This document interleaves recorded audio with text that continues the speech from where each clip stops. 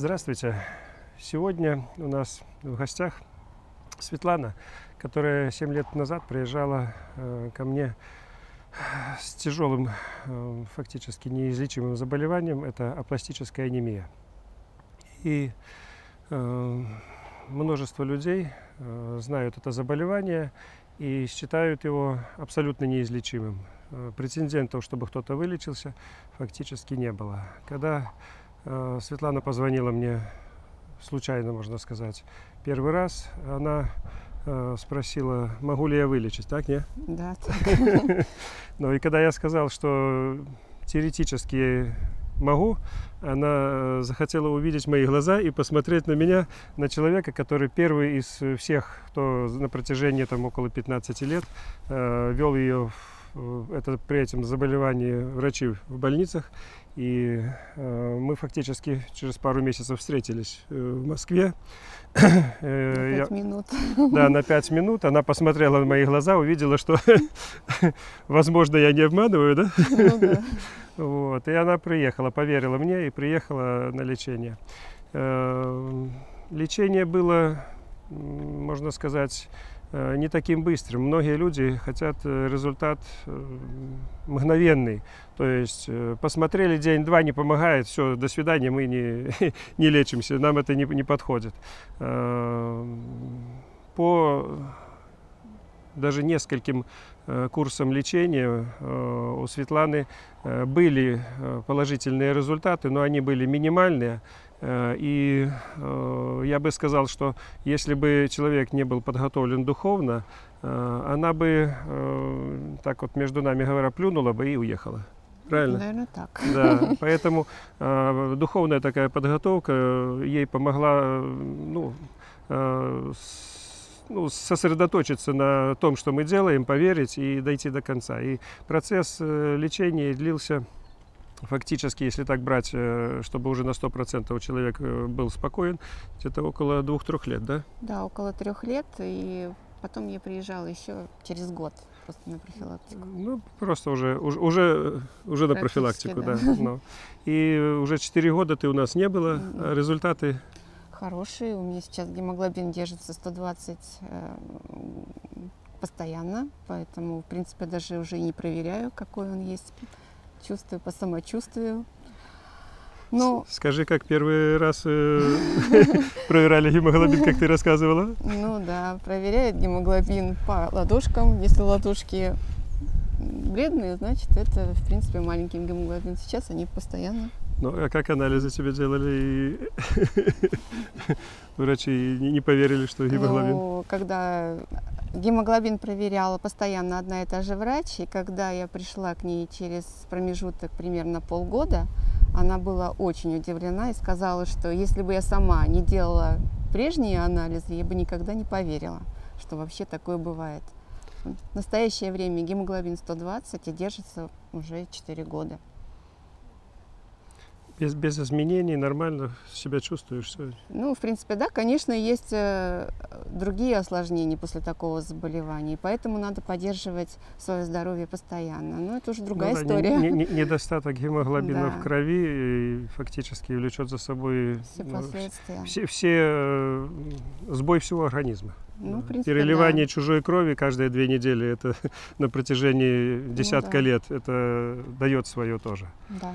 Да, поэтому люди с разными заболеваниями, хоть там проверяют кровь, но она все равно, понятное дело, что где-то какие-то проблемы у людей были, и они все равно с кровью передаются. Поэтому, ну, по крайней мере, ты жива, фактически да, здорова. здорова, я могу ездить куда хочу. Фактически живешь полноценной Да, жизнью, полноценная жизнь, без совершенно. никаких оглядок на то, что может быть или не может быть, и все. Да. Люди вот то, что мы делаем, они абсолютно не верят, потому что те результаты, они шокирующие, они не могут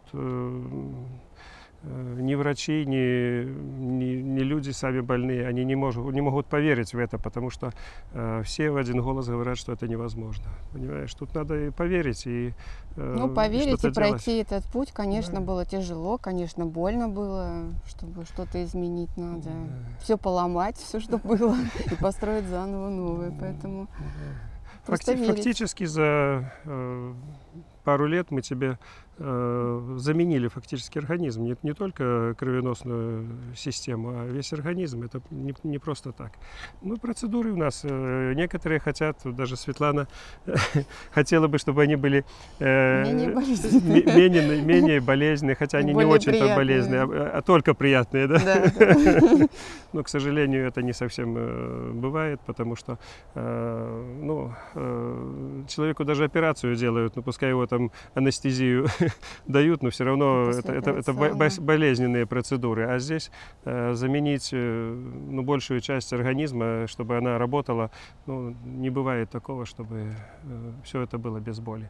Поэтому я рад за Светлану. Я хотел сказать, что многие люди думают, что их заболевание не лечится. А на самом деле у нас в практике приезжали абсолютно со всеми видами заболеваний за 8 лет. И я не видел ничего того, что невозможно сделать. Хотя иногда невозможно вылечить человека, который не готов к этому лечению. Он его не хочет, он не верит, он не допускает себя. Не допускает себя для того, чтобы ему помогли. Вот это вот самое такое нехорошее, когда человек сам не дает себя вылечить. Вот это вот основная причина, когда иногда нам не удается достичь того результата, которого мы хотим и который можем. Мы можем много, а на самом деле человек иногда сам не дает себя лечить. Это вот такие вот проблемы у нас были, есть, и они будут. Даже любой врач, с кем я бы ни разговаривал, у них такое же понятие о том, что человека вылечить может только он сам, мы только помогаем. Но если человек этого не хочет, не верит, никто ни таблетками, даже операцией, ничего не поможет, потому что человек не готов к тому, что он будет здоровым. Вот такая вот история у нас. Да, это так.